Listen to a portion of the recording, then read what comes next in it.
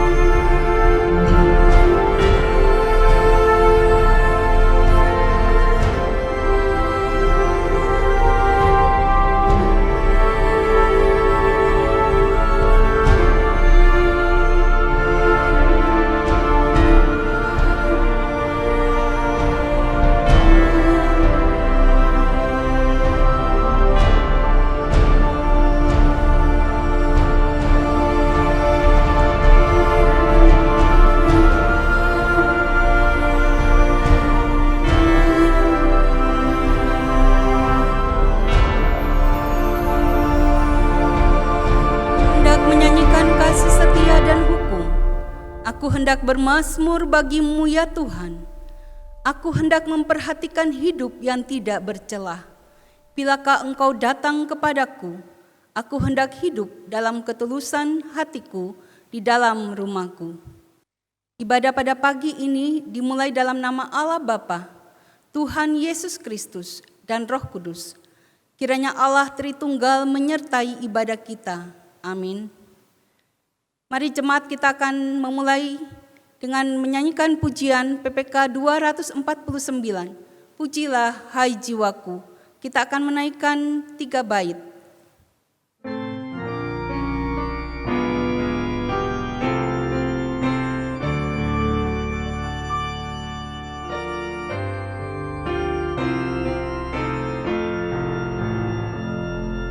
Pujilah hai jiwaku akan Tuhanku, jangan lupakan anugerahnya. Dia yang mengampuni segala dosamu, sembuhkan penyakitmu. Besar anugerahnya, besarlah anugerahnya, berkelimpahan tak terduga. Besar anugerahnya.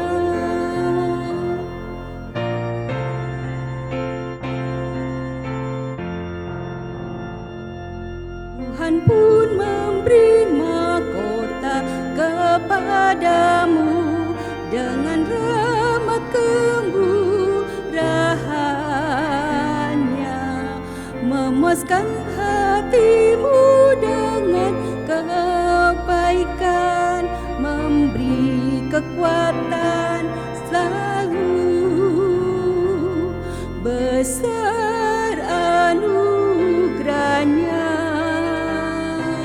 besarlah anugerahnya, berkelimpahan tak terduga. Besar anugerahnya.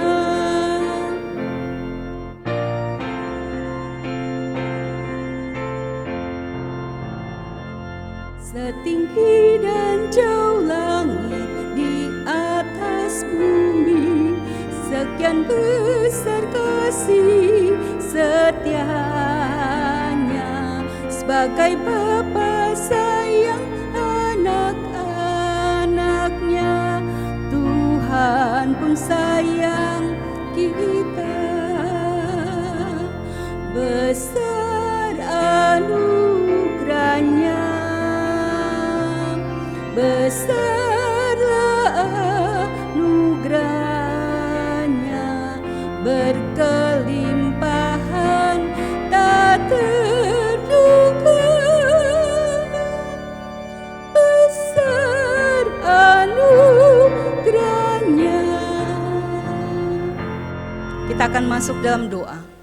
Bapa, kami sungguh bersyukur untuk kasih Tuhan bagi kami, untuk pemeliharaan-Mu ya Tuhan yang tidak berhenti di dalam kehidupan kami. Bapa, di dalam masa pandemi ini, kami mohon supaya Tuhan menolong kami untuk tetap setia kepada Tuhan, tetap bersyukur untuk kebesaran Tuhan dalam hidup kami, karena Engkau masih memberikan kami kesempatan untuk hidup dan kesempatan untuk melayani Engkau ya Tuhan. Bahkan kesempatan untuk pagi ini beribadah Tuhan, walaupun kami harus beribadah di rumah kami masing-masing saat ini, tetapi kami mohon supaya Tuhan menolong kami ya Tuhan, supaya kami tetap ada di dalam hadirat Tuhan. Bapa, kami menyerahkan ibadah kami pada pagi ini dalam tangan Tuhan, dan kami mohon kiranya Tuhan Engkau Allah yang suci, Allah yang kudus, menguduskan kami, memberikan kepada kami ya Tuhan, hati yang sungguh ya Tuhan di hadapan-Mu, untuk datang menyembah, memuji dan memuliakan Engkau ya Tuhan. Ampunilah segala dosa dan kesalahan kami ya Tuhan, baik dari setiap perkataan, perbuatan kami yang kami lakukan, yang sengaja maupun tidak sengaja menyakiti hati Tuhan dan sesama kami.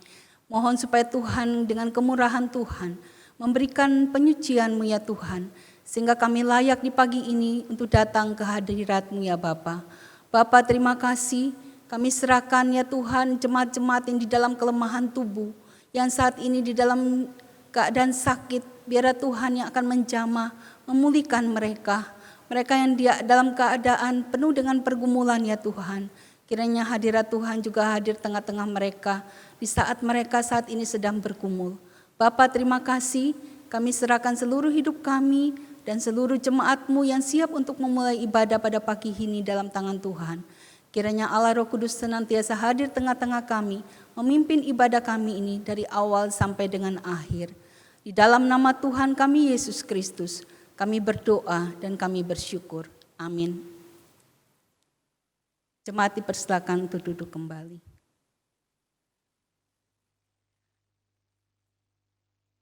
Berita anugerah Mazmur 139 ayat 23 sampai 24. Selidikilah aku ya Allah dan kenalah hatiku, ujilah aku dan kenalah pikiran-pikiranku. Lihatlah apakah jalanku serong, dan tuntunlah aku di jalan yang kekal. Petunjuk hidup baru di dalam Roma 12 ayat 1 sampai 2.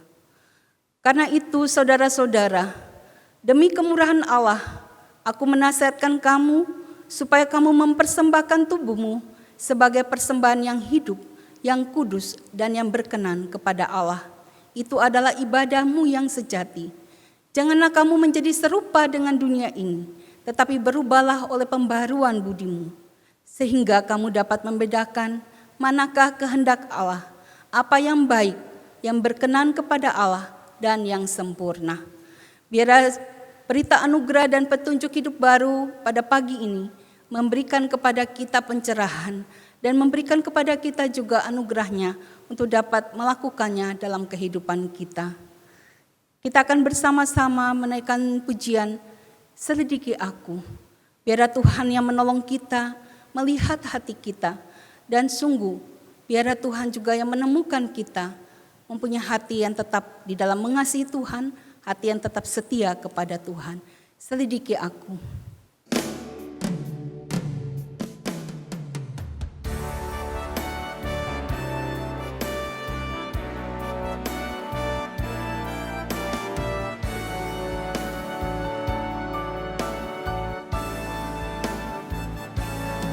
Selidiki aku, lihat hatiku, apakah ku sungguh mengasihimu, Yesus? Kau yang Maha Tahu dan menilai hidupku. Tak ada yang tersembunyi bagi. Selidiki aku, selidiki aku, lihat hatiku. Apakah ku sungguh mengasihimu, Yesus? Kau yang Maha Tahu dan menilai hidupku. Tak ada yang tersembunyi bagimu. Tak kulihat kebaikanmu yang tak pernah habis di hidupku. Ku berjuang sampai akhirnya kau dapati aku tetap setia.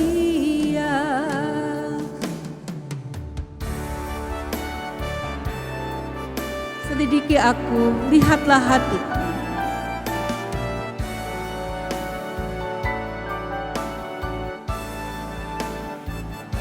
Selidiki aku, lihat hatiku. Apakah ku sungguh mengasihimu, Yesus? Kau yang Maha Tahu dan menilai hidupku. Tak ada yang tersembunyi bagimu. Tak kulihat kebaikanmu yang tak pernah habis di hidupku. Ku berjuang sampai akhirnya kau dapati aku tetap setia. Tak kulihat kebaikanmu yang tak pernah habis di hidupku. Ku berjuang sampai akhirnya kau dapati aku tetap setia.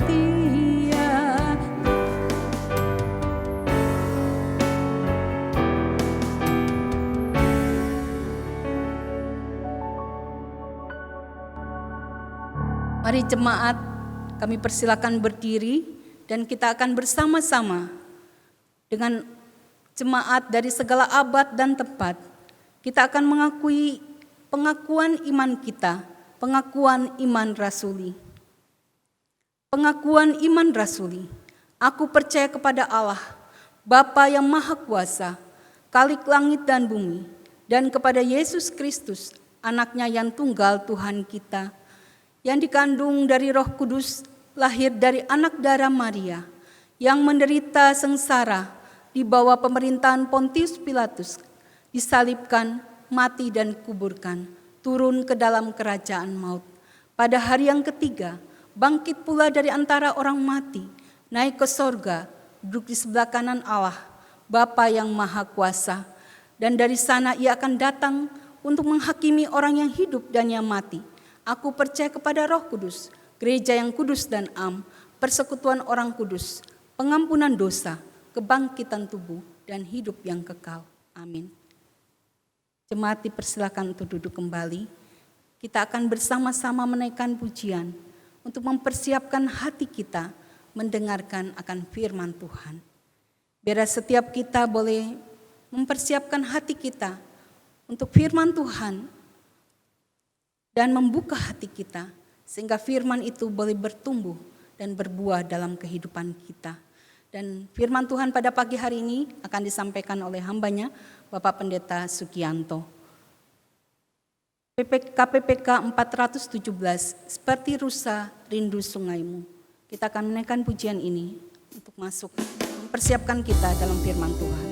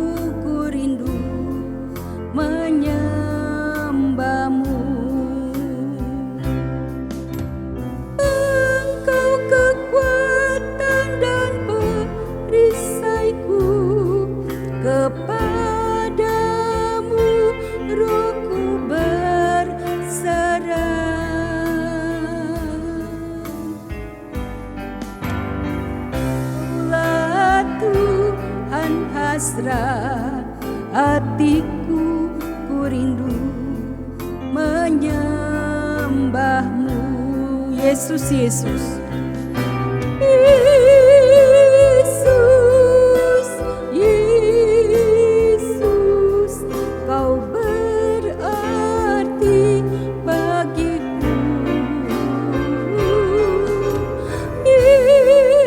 Yesus, Yesus, kau segalanya bagiku, seperti rusa rindu sungaimu.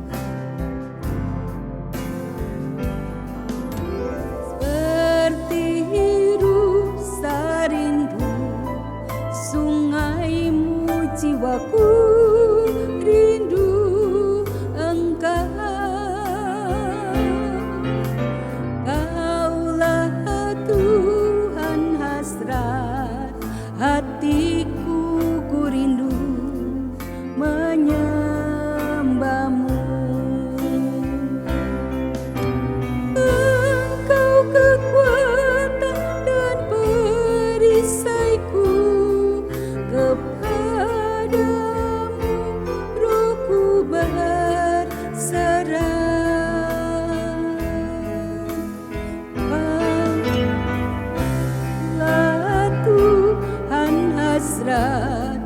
hatiku, ku rindu menyembahmu.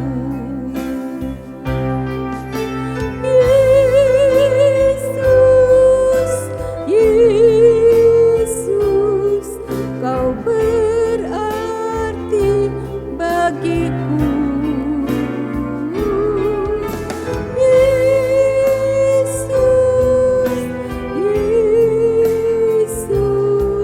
Kau segalanya bagiku, kau segalanya bagiku, kau segalanya bagiku, kau segalanya bagiku, kau segalanya bagiku.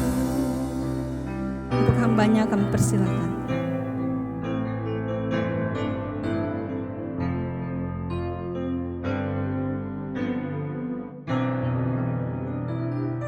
Mari kita berdoa. Bapa di surga, kami berterima kasih sampai di minggu ini. Kami tetap boleh melihat, merasakan kasih penyertaan Tuhan di dalam kehidupan kami. Sungguh kami bersyukur kebaikan-Mu yang luar biasa. Dan pada saat hari ini berfirmanlah kepada kami. Kami mohon Roh Kudus memberikan pencerahan kepada kami, mengertikan kepada kami, dan kami boleh melakukannya. Terima kasih Tuhan, dalam nama Tuhan Yesus kami sudah berdoa dan kami mengucap syukur. Amin. Shalom saudaraku yang dikasih oleh Tuhan, senang kembali kita boleh beribadah bersama-sama meskipun kita masih beribadah di rumah masing-masing bersama dengan keluarga kita. Pada pagi hari ini satu bagian firman Tuhan yang akan kita bahas, kita renungkan, yaitu terambil dari Injil Matius pasal yang kelima, ayat yang ke-27 hingga ayat yang ke-30. Saya akan membacakan bagi kita sekalian. Kamu telah mendengar firman, jangan berzina. Tetapi aku berkata kepadamu, setiap orang yang memandang perempuan serta menginginkannya sudah berzina dengan dia di dalam hatinya. Maka jika matamu yang kanan menyesatkan engkau, cungkillah dan buanglah itu, karena lebih baik bagimu jika satu dari anggota tubuhmu binasa daripada tubuhmu dengan utuh dicampakkan ke dalam neraka. Dan jika tanganmu yang kanan menyesatkan engkau, penggalah dan buanglah itu, karena lebih baik bagimu jika satu dari anggota tubuhmu binasa daripada tubuhmu dengan utuh masuk neraka. Demikian bagian pembacaan firman Tuhan. Saudara-saudaraku yang dikasih oleh Tuhan, pergumulan dengan masalah dosa seksual adalah pergumulan sepanjang zaman yang dimulai sejak manusia jatuh di dalam dosa hingga hari ini. Saudara-saudaraku, Allah yang pada mulanya menjadikan seks itu begitu indah dan baik adanya. Namun dosa menjadikannya rusak. Seks menjadi terdistorsi.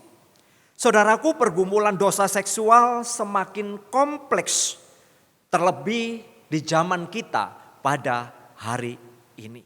Saudara, di dalam Alkitab kita juga bisa melihat bagaimana Allah sesungguhnya menentang setiap dosa seksual. Kita memahami dengan jelas bagaimana Alkitab menyatakan kepada kita praktek-praktek seksual yang tidak sesuai dengan kebenaran firman Tuhan. Allah menentang dengan keras. Misalnya saudara, di dalam Perjanjian Lama tertulis dengan berbagai kasus dosa seksual, percabulan, penyimpangannya. Hal itu adalah dosa kekejian bagi Tuhan. Tidak tanggung-tanggung. Hukuman akan dosa ini adalah kematian. Saudaraku, dosa homoseksual seperti yang tertulis di dalam Kejadian 19 ayat 4 dan 5 marak terjadi di Sodom dan Gomora yang akhirnya mendapatkan hukuman dari Tuhan. Kota ini dimusnahkan. Kalau kita melihat juga catatan di dalam Perjanjian Lama, saudara, dosa insest dan dosa-dosa perzinahan lainnya, dosa-dosa percabulan lainnya seperti yang tertulis di dalam Imamat 20. Bahkan dosa hubungan seks dengan binatang yang tertulis di dalam Imamat 18 ayat yang ke-23 menjadi dosa yang ada di dalam budaya kehidupan umat Tuhan pada waktu itu. Artinya saudara, pergumulan dosa seksual itu begitu mengerikan, tertulis di dalam masa Perjanjian Lama.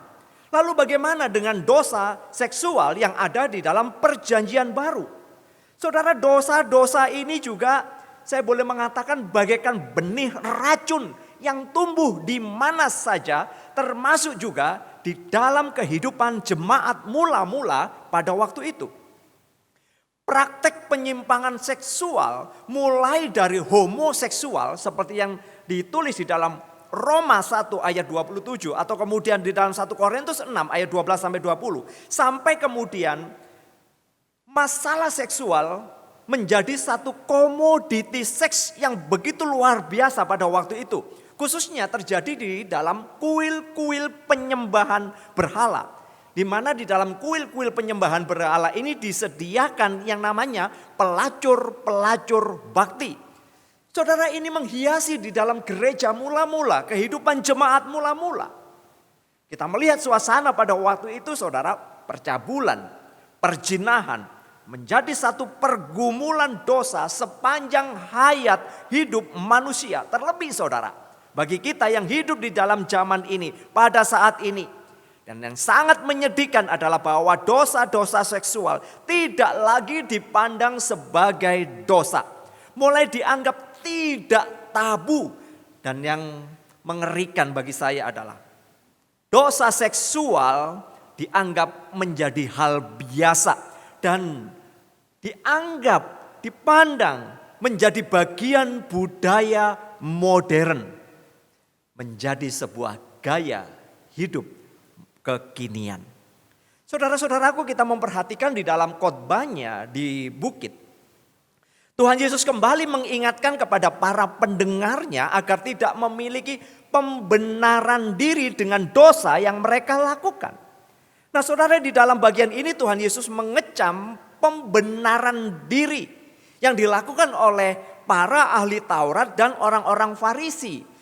Yang dimana mereka memakai Taurat itu hanya sebagai satu topeng, sebagai satu kedok untuk pembenaran diri mereka dan untuk menghakimi orang lain. Tuhan Yesus saudara-saudara bukan menghilangkan hukum Taurat, namun menunjukkan kepada para pendengarnya kebenaran dari hukum Taurat.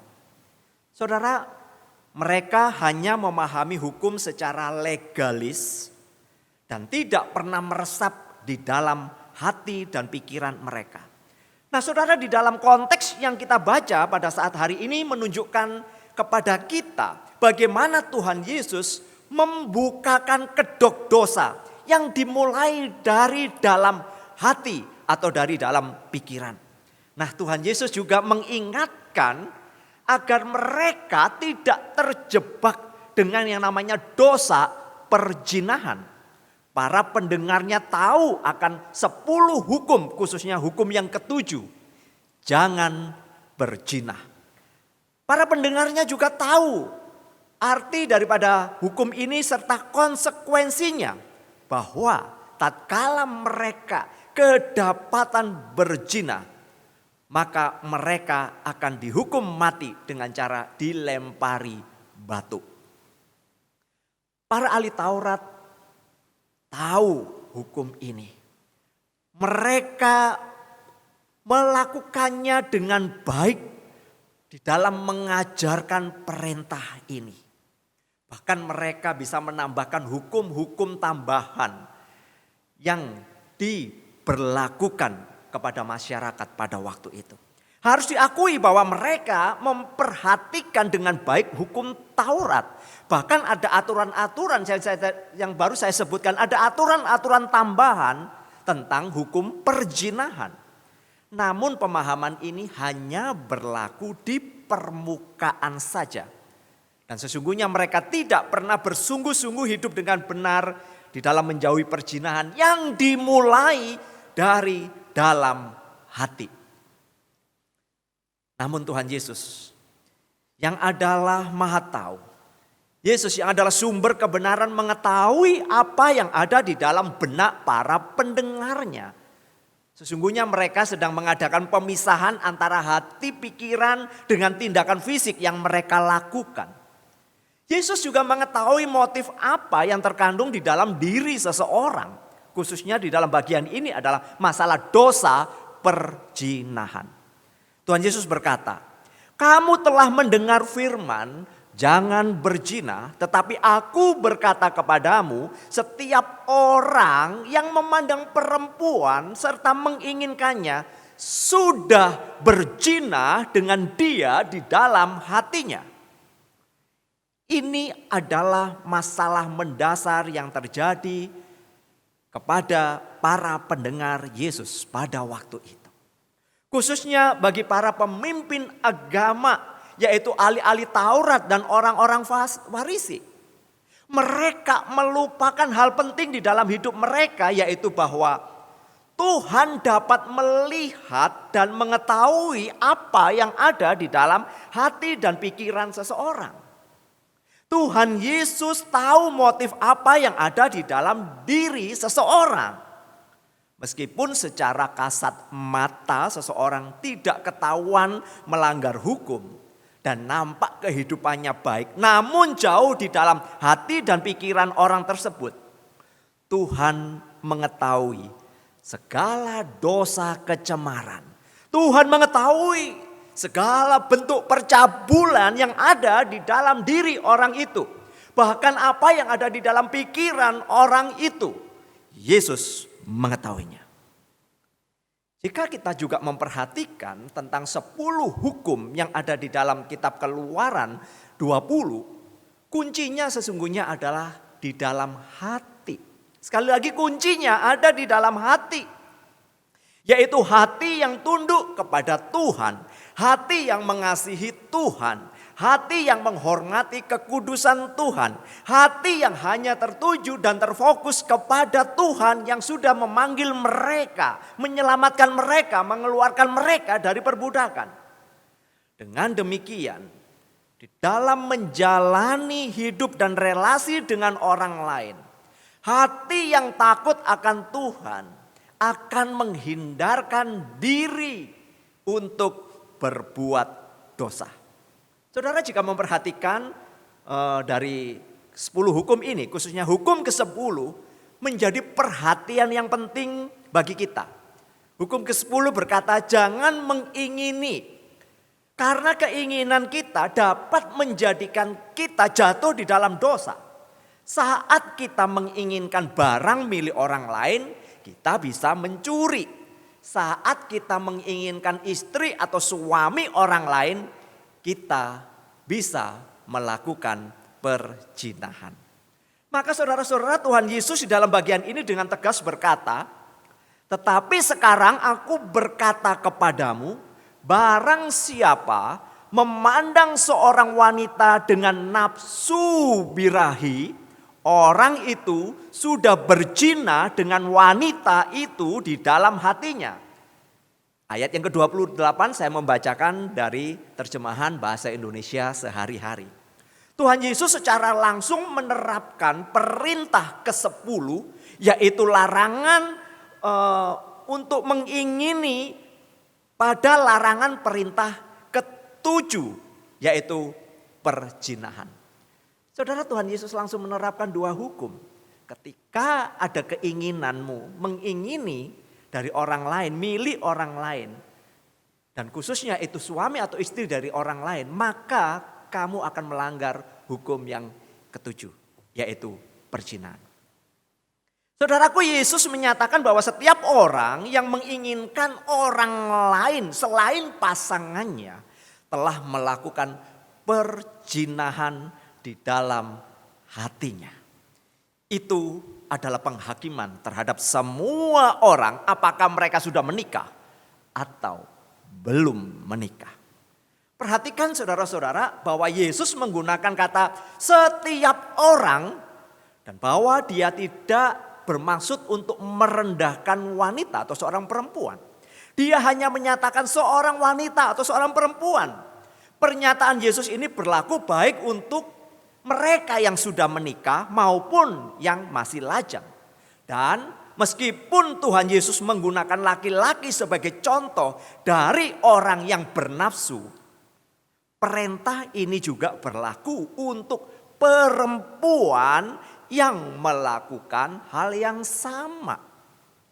Ada banyak pernyataan yang dibuat di seluruh Alkitab yang memperingatkan tentang para pezina atau kemudian pelacur seperti yang tertulis di dalam kitab Amsal 5 dan Amsal 7 yang secara khusus bertopik berkenaan dengan perzinahan. Saudara, saya membaca sebuah tafsiran yang menarik. Kata memandang di sini adalah blepo. Blepo atau di dalam diterjemahkan itu to look at, yaitu memandang atau melihat dalam arti menyadari. Menyadari dengan sadar dia memandang, melihat atau memperhatikan sesuatu. Jadi saudara-saudara, ketika Tuhan mengatakan memandang, blepo, ini bukan sekilas, ini bukan pandangan sekilas atau memandang secara kebetulan. Bentuk tata bahasa yang dipakai juga menarik, yaitu present active participle. Yang menunjukkan bahwa seseorang yang melihat dan terus melihat, ini adalah tatapan yang disengaja dan berulang-ulang. Yang tujuannya adalah untuk memuaskan keinginan hati atau nafsu yang jahat. Saudara, luar biasa ketika Tuhan Yesus berkata bahwa ketika kamu hanya memandang saja, kamu sudah berzina di dalam hatimu. Tadi saya mengatakan saudara-saudara, Yesus mengetahui apa yang ada di dalam hati pikiran seseorang. Secara fisik mungkin orang itu tidak kedapatan melakukan perzinahan, tetapi Yesus mengetahui bahwa ada di dalam hati dan pikiran orang itu yang bisa melakukan perzinahan. Karena dengan dia mengatakan memandang, saudara-saudara, itu jelas sekali pernyataannya. Menunjukkan bahwa orang itu secara terus-menerus menginginkan sesuatu. Bahkan tujuannya adalah untuk memuaskan keinginan nafsunya. Ketika kata ini dilanjutkan, yaitu nafsu, yaitu epitumeo, secara sederhana berarti keinginan yang kuat. Ada keinginan yang kuat. Kalau kita mau perhatikan konteksnya akan menunjukkan apakah keinginan itu baik atau keinginan buruk. Itu nanti akan berdasarkan objek dan tujuan dari keinginan yang kuat itu. Nah, saudara-saudara, di dalam konteks yang kita baca ini, konteksnya adalah objek dari hasrat yang kuat itu adalah wanita yang dilihat, wanita yang dilirik, wanita yang dipandang dan tujuannya jelas, percabulan. Jelas sekali saudara ketika kata ini diungkapkan, dijelaskan oleh Yesus, diucapkan Yesus pada waktu itu, para pendengarnya langsung ngeh, para pendengarnya paham. Jadi bagi kita yang terjebak, terikat dengan yang namanya pornografi, jelas-jelas kitalah yang dimaksudkan oleh Tuhan Yesus di dalam bagian ini. Bahkan pornografi membuat nafsu seseorang akan terpuaskan. Jebakan pornografi membuat Anda secara nafsu akan terpuaskan. Saudara-saudaraku, jika kita melihat sejarah, revolusi seks itu mulai berkembang sekitar tahun 1960 di Amerika. Gerakan revolusi seks ini menentang pemahaman seks yang benar, menentang yang namanya pernikahan yang benar, bahkan kemudian juga menentang yang namanya kehidupan kekudusan.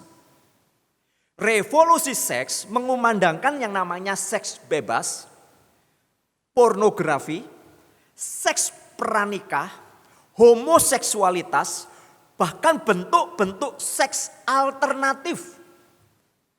Yang kemudian saudara-saudara di dalam perkembangannya jelas aborsi sebagai bentuk saudara-saudara kehamilan yang tidak dikehendaki. Dan mereka kemudian mengatakan ini adalah bagian dari hak asasi manusia. Dalam hal ini saudara, semakin lama semakin parah saudara-saudara. Gerakan ini terus ada, bahkan sampai hari ini terjadi propaganda untuk yang namanya menjalani seks bebas adalah bagian daripada hak asasi manusia. Gerakan-gerakan LGBT dan semacamnya saudara-saudara begitu gencarnya. Alasan yang mereka pakai adalah hak asasi manusia. Malah yang menyuarakan kebenaran, kembali kepada firman Allah, kembali kepada Alkitab itu dikecam habis-habisan. Bahkan bisa-bisa saudara dipidanakan. Saudara-saudara, pada tahun 1992, tepatnya itu tanggal 19 Mei 1992, Wakil Presiden Amerika Serikat yang ke-44 yaitu Dan Quayle menyampaikan pidatonya yang terkenal dengan istilah pada waktu itu Murphy Brown. Saudara, ia menyampaikan hal ini karena ia terbeban dan ia menyadari bahwa berbicara tentang nilai-nilai moral itu dianggap ketinggalan zaman pada waktu itu. Namun ia saudara tidak gentar. Dia tetap melakukannya dan dia menyuarakan kebenaran. Dia kemudian berbicara saudara-saudara karena alasan yang paling mendasar. Dia sedih karena melihat banyak keluarga hancur akibat masalah pornografi dan kemudian seks yang bebas. Saudara-saudara, meskipun apa yang disampaikan oleh Dan Quayle pada waktu itu mendapat banyak kecaman, ia dicemooh, dicaci, bahkan ditertawakan. Namun statistik menunjukkan selama 22 tahun setelah dia berbicara saudara, apa yang dikatakan oleh Dan Quayle itu benar. Bahkan sampai hari ini saudara, keadaan moral itu semakin buruk. Jadi saudara, ketika seseorang membicarakan kebenaran ternyata seringkali ditanggapi hal dingin. Bahkan ketika membicarakan kebenaran, bisa-bisa yang ngomong kebenaran itu bisa dipidanakan. Saudara, apa yang Tuhan Yesus katakan 2000 tahun yang lalu, bukankah juga masih sangat relevan, sangat sesuai dengan kondisi kita hidup di zaman ini. Saudara, dosa perzinahan bukan saja dilakukan secara fisik. Tapi pada saat ini dosa perzinahan dilakukan secara virtual. Tayangan pornografi semakin memanjakan. Jika dulu dilakukan secara sembunyi-sembunyi, namun sekarang saudara bisa diakses terang-terangan. Seks virtual menjadi dosa perzinahan yang semakin marak. Di dunia, di zaman internet yang semakin cepat. Orang tidak perlu pergi ke tempat pelacuran. Namun dengan handphone yang ada di tangannya, dosa perzinahan itu sudah bisa dilakukan secara virtual. Sekali lagi saudara, orang gak perlu juga ke pelacuran karena mungkin takut ketahuan. Tetapi dengan handphone di genggaman tangannya, dia bisa melakukan dosa perzinahan, melakukan percabulan, terikat dengan pornografi. Majalah Times menuliskan saudara, di Amerika Serikat industri pornografi berkembang dari yang bernilai 1 miliar dolar AS, itu setara dengan 14,5 triliun rupiah, itu berkembang menjadi 10 sampai 12 dolar AS, itu yang miliar dolar AS saudara, itu yang setara kurang lebih 145 sampai dengan 147 triliun rupiah per tahun saudara keuntungannya. Dan internet adalah jalan yang semakin mempermudah baik di dalam pembuatannya maupun juga di dalam penjualannya. Di mana permintaan semakin hari semakin meningkat. Ini baru terjadi di AS, di Amerika Serikat. Belum di negara-negara lain. Saudara-saudaraku, penetrasi internet di Indonesia pada akhir Maret 2021 itu sebesar 76,8% dari total populasi.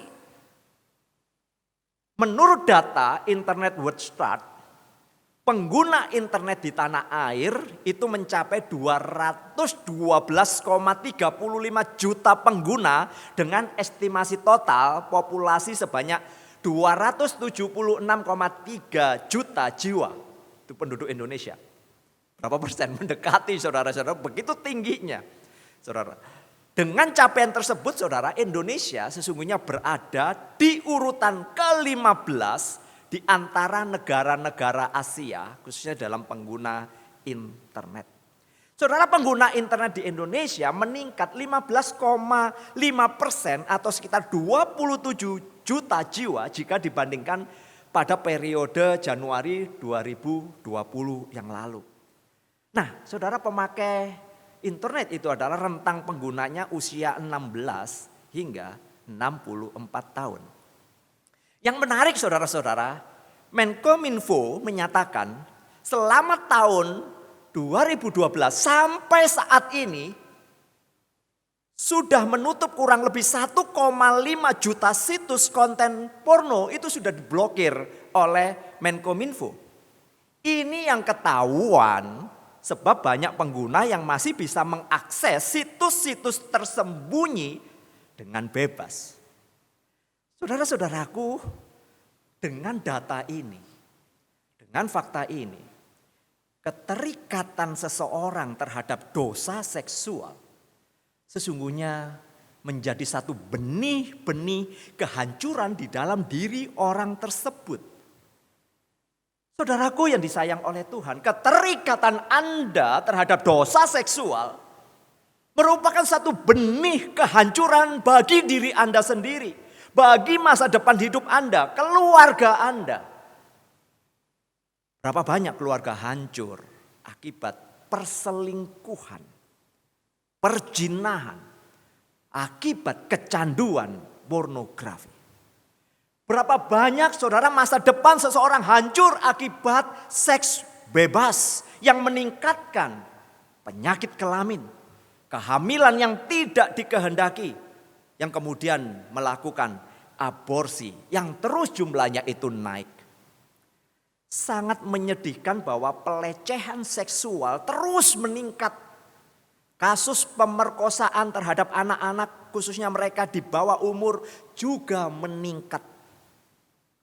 Saudara, informasi di dunia kita pada saat ini berkenaan dengan pandangan seks bebas khususnya melalui medsos, media sosial, bahkan juga dilakukan melalui game-game online, aplikasi-aplikasi hiburan, seakan mengagungkan seks bebas ini sebagai satu gaya hidup modern dan ini dianggap hal yang biasa. Ini dianggap sebagai hal kekinian. Macam apapun bentuk aplikasi, saudara, ketika orang mengumbar auratnya begitu, saudara, itu dianggap hal yang biasa. Dunia hiburan diisi dengan perselingkuhan. Dunia hiburan diisi dengan perceraian, hidup tanpa ikatan pernikahan. Dan dibumbui dengan sindiran-sindiran terhadap mereka yang masih setia kepada pernikahan. Sindiran kepada mereka yang masih setia di dalam menjaga kekudusan hidup. Jika keadaan saudara sampai hari ini, Anda baik-baik saja dan tidak terikat dengan pornografi, bersyukurlah. Bersyukurlah juga jika engkau pada hari ini sampai hari ini sebagai seorang istri atau sebagai seorang suami engkau tetap setia dengan pasanganmu. Bersyukurlah. Bersyukurlah ketika kita masih berani belajar untuk yang namanya menjaga kekudusan hidup. Sampai hari ini saudara-saudara, di tengah gencaran berita, di tengah gencarnya promosi-promosi tentang seks bebas, yang mana banyak informasi itu adalah informasi yang menyesatkan. Celakanya lagi saudara, tidak lagi memandang dosa seksual sebagai dosa. Tidak lagi memandang perzinahan itu sebagai dosa, tetapi dianggap sebagai hal yang biasa. Bahkan seks bebas dianggap hal biasa. Namun yang harus tetap kita waspadai adalah jangan kita menjadi lengah. Atau mungkin sebaliknya Anda akan mengatakan demikian kepada saya. Enggak apa-apa. Kan ini hanya lihat-lihat gambar aja toh Pak. Kan cuma nonton doang. Ini kan cuma hiburan. Iseng lah Pak untuk ngisi pikiran yang jenuh karena pekerjaan. Atau mungkin saudara juga mengatakan, ya biar gak bosen lah selama masa PPKM. Mari saudara kita jujur ya. Buat diri kita sendiri pada saat hari ini ya. Jika Anda mengatakan ini sekedar fun, sekedar hiburan bagi Anda. Saya mau bertanya kepada saudara. Jika itu terjadi kepada anak-anakmu. Jika itu terjadi kepada anak-anak kita. Apakah engkau juga akan mengatakan ini cuma fun? Apakah Anda cuma mengatakan ini cuma hiburan? Saudara, ini masalah serius. Dosa adalah tetap dosa. Perzinahan, percabulan adalah dosa. Dan di dalam dunia kita pada saat ini, perzinahan dan percabulan dapat dilakukan dengan mudah, yaitu melalui virtual. Saudara-saudara, apa yang Tuhan Yesus katakan masih sangat relevan di dalam dunia kita pada saat hari ini. Inilah waktunya untuk kita memohon belas kasih Tuhan, kemurahan Tuhan, pengampunan Tuhan, agar kita tidak terjebak dengan dosa-dosa percabulan di dunia modern pada saat ini. Kita perlu menjaga hati pikiran kita dengan kebenaran firman Tuhan. Tuhan Yesus memakai satu kiasan yang sangat keras yang tertulis di dalam ayat 29 dan 30. Hal ini saudara-saudara memang tidak bisa diaplikasikan secara langsung. Tetapi saudara menunjukkan bahwa apa yang dikatakan oleh Tuhan Yesus itu adalah masalah serius. Kita tahu perintah, jangan berzina. Namun di sisi lain kita melakukannya, perzinahan itu di dalam hati dan pikiran kita. Percabulan, apapun bentuknya adalah kekejian bagi Tuhan. Dan itu adalah dosa yang mengerikan di hadapan Allah. Saudara, setiap kita menyadari bahwa ada kelemahan di dalam diri kita yang membawa kita bisa jatuh di dalam dosa. Dosa seksual dapat mudah kita lakukan. Seperti halnya begitu mudahnya kita mencari makanan murah. Begitu mudahnya kita mencari penerbangan murah, barang-barang murah di aplikasi yang kita miliki. Dosa perzinahan sangat mudah ditemukan di dalam genggaman tangan Anda. Konten-konten pornografi sangat mudah ditemukan, sangat mudah diakses. Semakin Anda berselancar di dunia pornografi, semakin menyulitkan Anda keluar darinya. Keinginan itu begitu kuat dan mengikat hati dan pikiran Anda. Maka saudara-saudaraku, kita perlu menyingkirkan hal ini dengan datang kepada Tuhan, memohon kasih karunia-Nya, kemurahan-Nya, bahwa melalui kuasa darah-Nya agar kita diampuni dan dikuduskan pada saat hari ini. Kita harus terus memandang kepada Yesus. Di tengah gencarnya arus pencobaan khususnya dengan masalah pornografi. Kita harus berani dengan jujur mengenali dosa yang ada di dalam diri kita. Yang mungkin kita simpan rapat pada saat ini. Kita harus berani mengakuinya di hadapan Tuhan. Kita akui dosa-dosa kita, kelemahan kita, dosa kecemaran kita. Dosa-dosa yang ada di dalam hati dan pikiran kita. Belum segala sesuatunya terlambat. Kita boleh melakukannya saat ini. Jika kita boleh mendengar firman Tuhan hari ini, jangan pernah mengeraskan hati kita. Saudara, kita ini dikelilingi dengan banyak konten-konten pornografi yang membawa kita bisa jatuh di dalam dosa percabulan. Kita senantiasa diperhadapkan dengan stigma yang ada, menganggap biasa dosa percabulan. Yang semakin lama itu saudara semakin membudaya. Menjadi kekinian di dalam keseharian hidup kita. Ketika Anda mendistorsi dosa ini,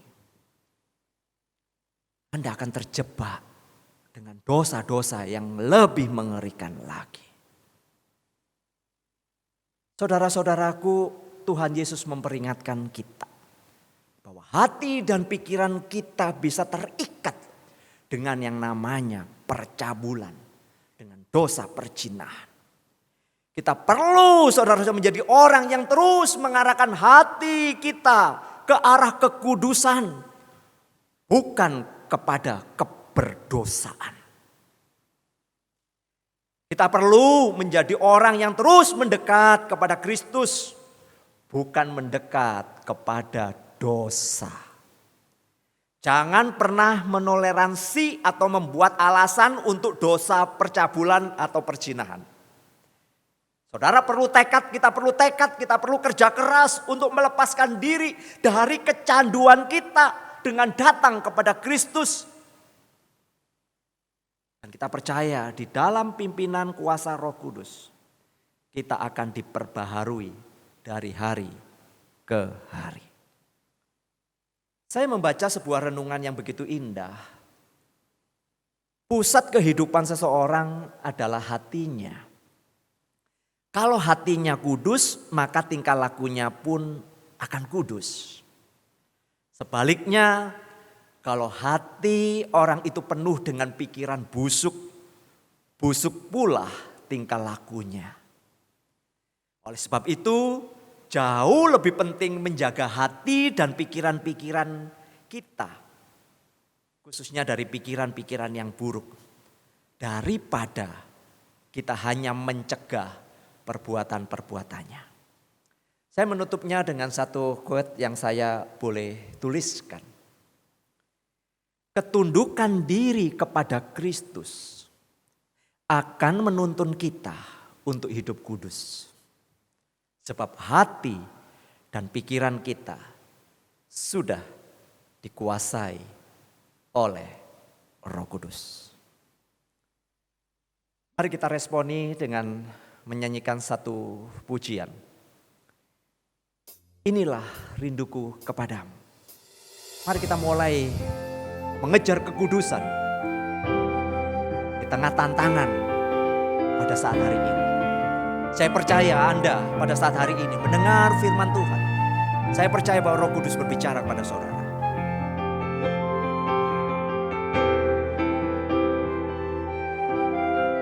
Biarlah nyanyian ini menjadi doa kita, kerinduan kita yang paling dalam.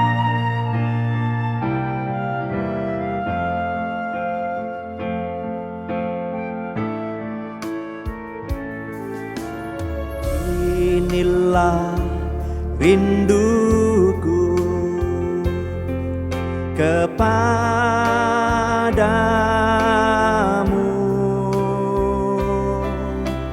segenap hatiku menyembahmu.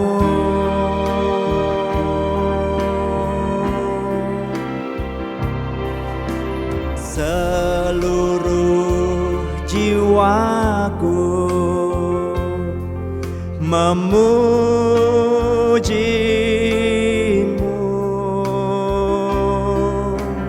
ku memujamu ya Allahku.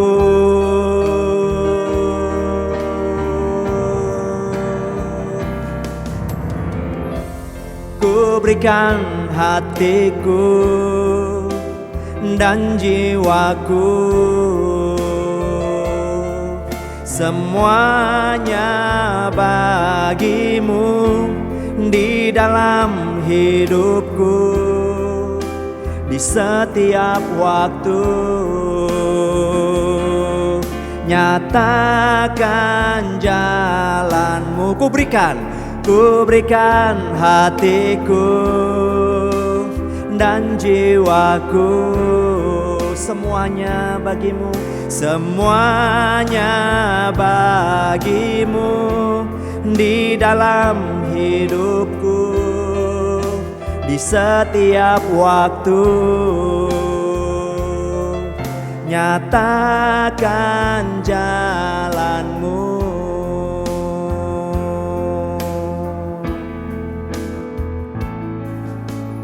This is my desire to honor you, Lord, with all my heart I worship you.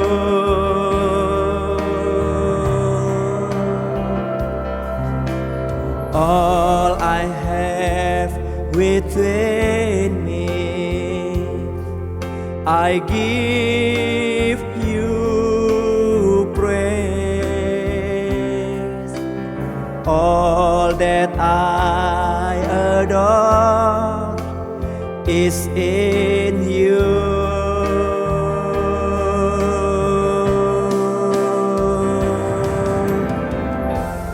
Lord, I give you my heart, I give you my soul.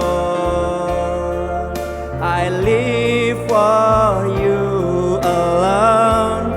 Every breath that I take, every moment I'm awake, Lord, have your way in me.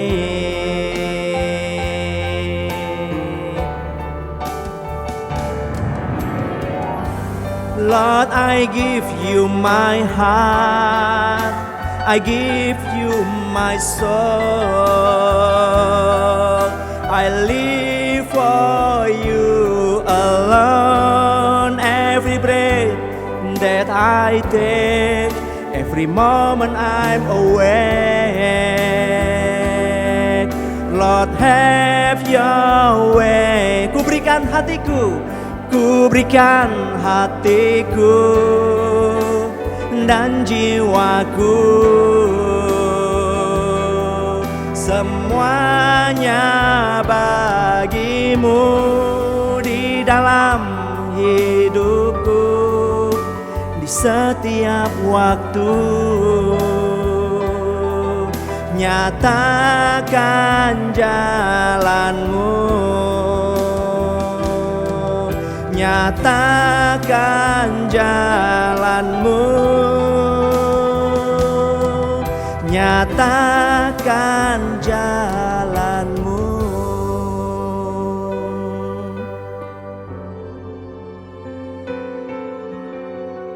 Ambillah waktu teduh sementara kita boleh mendengarkan musik ini dengan lembut.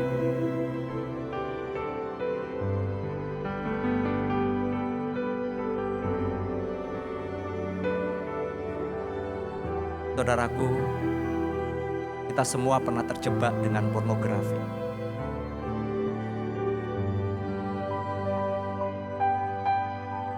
Hari ini, pagi ini, jadilah sebuah kebangunan baru di dalam hidupmu. Menjadi sebuah transformasi di dalam dirimu, khususnya hati dan pikiranmu. Jika engkau pada saat hari ini masih terikat dengan pornografi, masih terikat dengan dosa-dosa perzinahan, saya mengundangmu pada saat hari ini untuk datang kembali kepada Kristus, untuk memohon pengasihan, belas kasihan dan pengampunan. Karena Dia adalah Allah yang baik. Dia akan membawa kita kepada kebenarannya.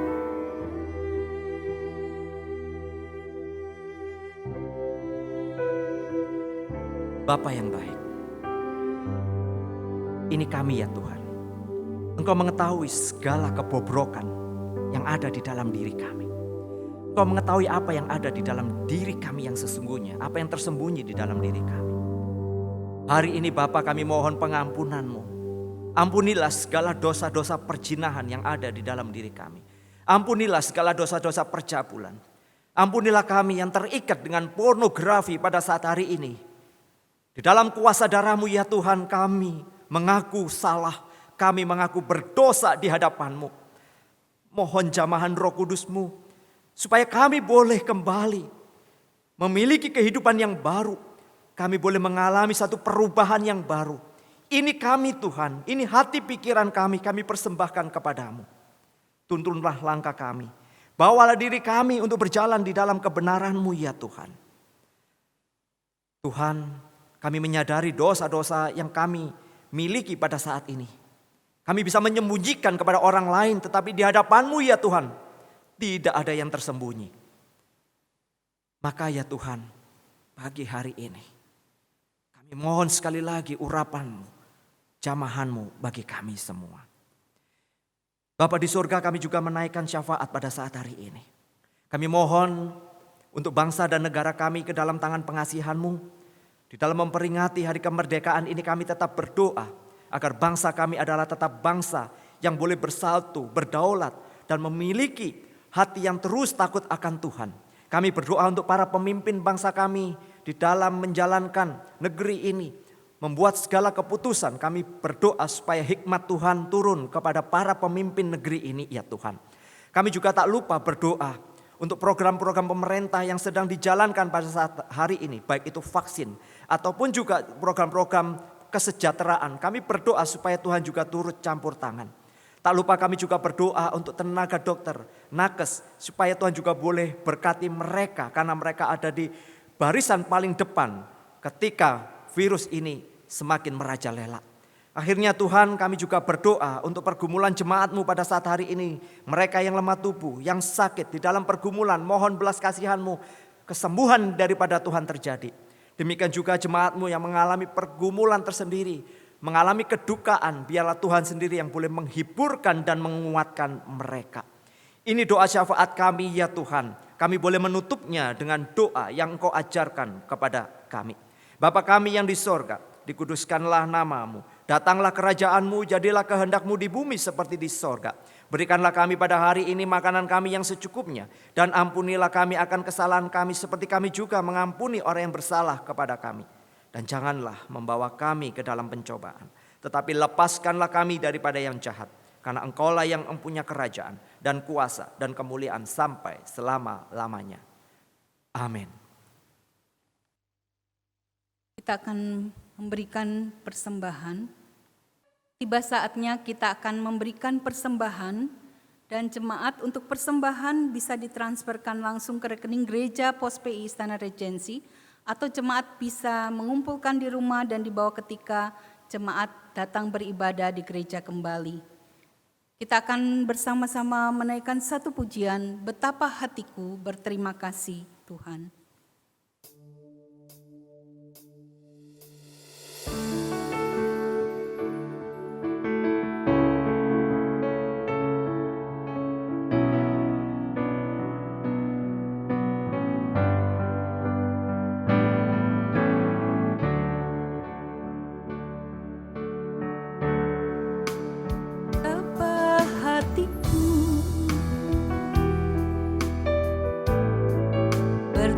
Terima kasih Tuhan, Kau mengasihiku, Kau memilikiku.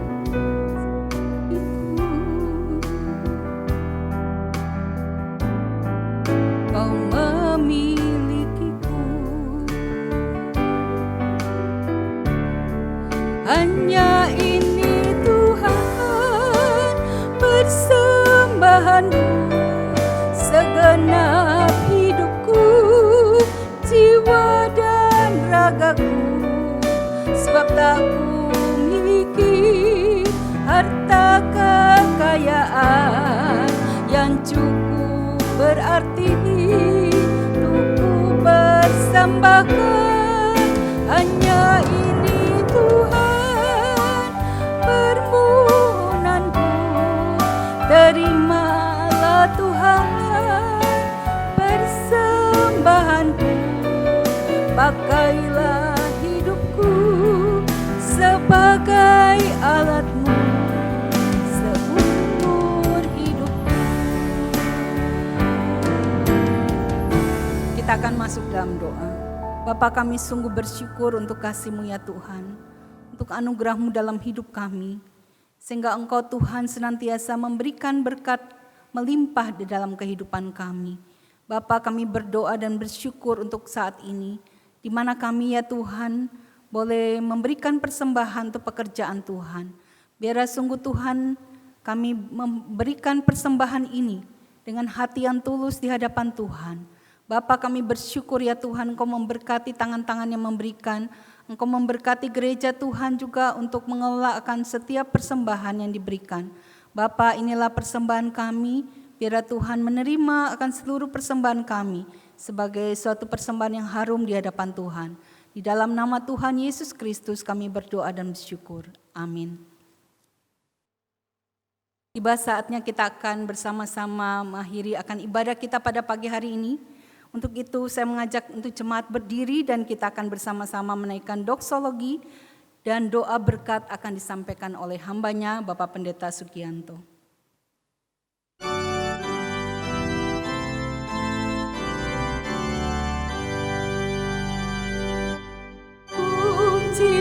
Allah sumber berkat, puji Dia semua ciptaannya,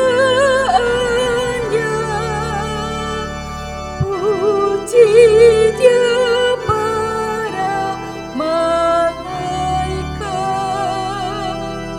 Bapa, Putra dan Roh Kudus.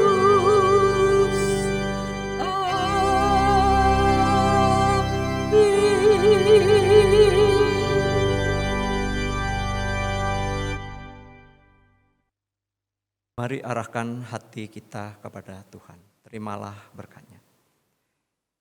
Kasih karunia dan damai sejahtera dari Allah Bapa, penyertaan dari Tuhan Yesus Kristus, bimbingan, perlindungan, pertolongan Roh Kudus menyertai kita sekalian hari ini sampai kedatangannya kedua kali. Amin.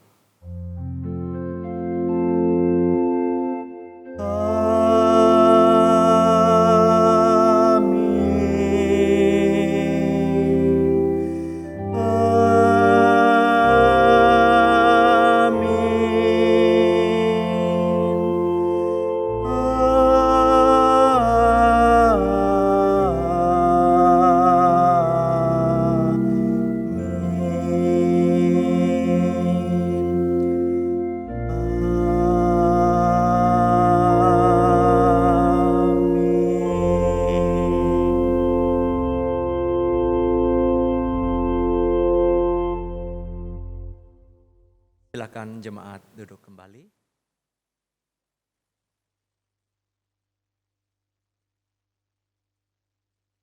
Mohon jemaat memperhatikan warta gereja.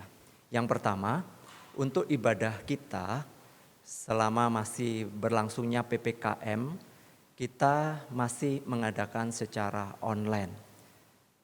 Sekalipun nanti jika kita bisa ibadah onsite, maka akan diinfokan di grup keluarga besar Istana Regency. Yang kedua, persekutuan doa Rabu tetap dilakukan setiap hari Rabu jam 8 malam melalui Zoom. Jadi Bapak Ibu bisa bergabung dan join bersama-sama. Persekutuan pemuda tetap diadakan setiap hari Sabtu setengah 8 malam melalui Zoom. Demikian juga kegiatan remaja. Kiranya info-info yang kami berikan melalui grup di WhatsApp keluarga besar Istana Regency boleh diperhatikan dengan baik. Selamat hari Minggu, Tuhan Yesus memberkati. Amin.